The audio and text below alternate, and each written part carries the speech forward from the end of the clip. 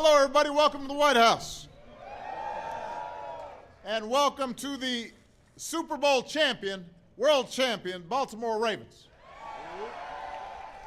Everybody can have a seat. That's why we set up chairs. Now, I suspect that these guys are wondering, what kind of introduction is that? No smoke machine? No fire cannons? Obama didn't even tear up chunks of turf and rub them on his suit? Man, that's rough. That reminds me, by the way, please don't do that on the South Lawn. I want to congratulate Coach John Harbaugh, an outstanding coach, and General Manager Ozzie Newsome, outstanding General Manager. I know there's some very proud Ravens fans in the house today, including you got the entire delegation from Maryland here, and they're a little puffed up. I noticed, though, I'm the only one wearing purple. Some of you guys didn't get the memo. Now, I imagine there were times last year when these players were the only ones who knew that they'd make it here to show off this trophy. Because during the year, they lost player after player to injury. They dropped 4 of their last 5 regular season games. In the playoffs, they trailed Denver by a touchdown with 70 yards and less than a minute to go. And I still don't know how, well. And then in the Super Bowl, just when it looked like they had the momentum, the lights went out for a half hour. But these Ravens always pulled through. In that playoff game against Broncos, Jacoby Jones, those are all fans of Dancing with the Stars. He slipped behind the defense to catch a Joe Flacco Hail Mary to force overtime.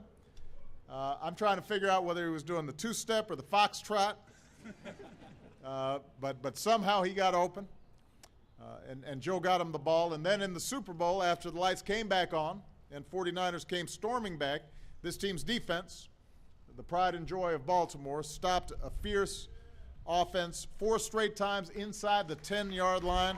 One of the most dramatic goal line stands in Super Bowl history. Joe was named the game's MVP. Where's Joe?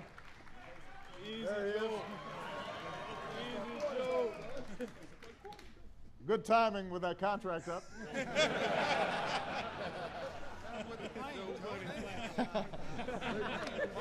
That was some good timing. Okay. Capped off one of the greatest postseasons ever by a quarterback. More than 1,100 passing yards, 11 touchdowns, no interceptions. I don't know about you, Joe, but I would say that qualifies as elite. And I'd say that if you keep on playing like that, you're going to challenge Biden for the most popular person from Delaware. After the Super Bowl, Joe said, the win was representative and symbolic of our city. We're a blue-collar city, and I know that we had to keep grinding it out. You see that same attitude, great pride, but humility in Coach Harbaugh, a guy who responds to all the attention he got for coaching against his brother in the Super Bowl by saying, this isn't exactly Churchill and Roosevelt. Just a couple football coaches coming together. You see that grit in team advisor O.J. Brigance, a former Raven whose courageous fight against ALS is an inspiration to Americans all across the country. You see that resilience in players like Torrey Smith, who lost his younger brother in a motorcycle accident the night before the game against the Patriots, but Torrey wanted to play, and he responded with 127 yards and 2 scores, so we're so proud of Torrey. And then, of course, you can't think about Baltimore without thinking of Ray Lewis and Ed Reed, two of the greatest defenders who ever played the game. Now, these two won't be wearing purple next year. Everybody's going to have to get used to that. It's welcome news for quarterbacks. Ray retired on top, coming back from a tricep injury, which I believe was caused by that dance he does. But no, I'm not doing that dance today. Caused him to miss most of the regular season. Ed sprained ligaments in both of his knees during the Super Bowl, but he still made the game's only interception. And before he left Houston, where he'll be playing next year, Ed took out a full-page ad in the Baltimore Sun to thank Ravens fans, saying, "I have such deep love for all of you." So that's a Class A. Thank you. I will point out, by the way, that Ed's getting some gray hair, though. You know, I'm not the only one. No, not at all. Huh? You're like an old man. You know what they'll do to you. I'm telling you. That makes me feel better. I thought I was the only guy. No. All right. Well, but that's the spirit of the entire team. Last year, this team donated more than $1 million to charitable causes. They helped young people get active through the Play 60 campaign. Over Thanksgiving, they Skyped with a Maryland National Guard unit stationed in Afghanistan. Later this month, Coach Harbaugh will host a youth football clinic that emphasizes player safety and proper tackling technique. And today I'm proud to announce that the Ravens will be donating brand new uniforms for varsity football and girls basketball teams at public schools all across Baltimore. That's a total of 42 teams. We're glad to have some high school athletes from Baltimore here to celebrate with us here today. So this year, Baltimore won't just be seeing the Ravens on Sundays or Monday night or Thursday night. You'll see their impact in high schools under Friday night lights. And that's a testimony to the connection they feel to this city.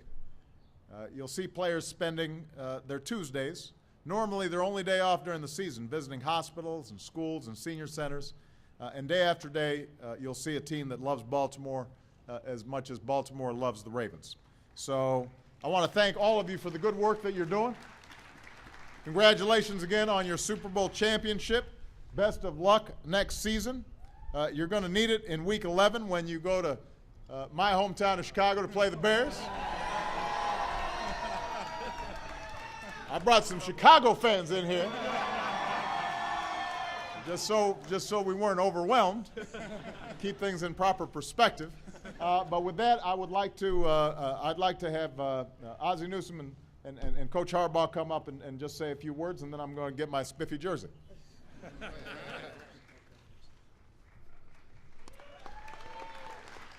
Thank you, Mr. President.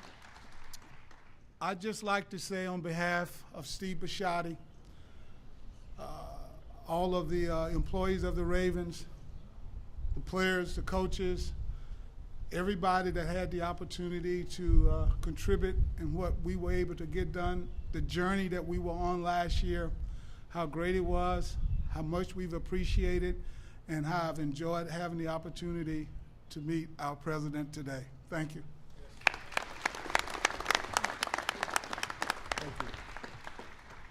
On behalf of all the Ravens, we want to thank Mr. President for hosting us here today. It's an unbelievable honor. We are grateful to be here.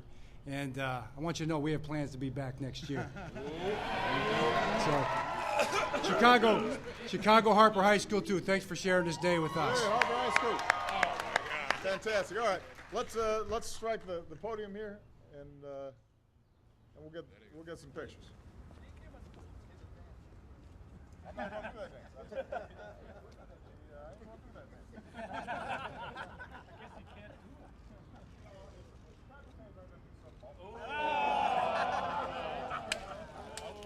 On behalf of us, we have a jersey, and where you at, Vontae Leach? This right here is not Vontae Leach's jersey. Yeah. It's special, though. Thanks for letting me have your number. Just for a second. I don't think anybody's going to mistake it. That's good. All right, come on.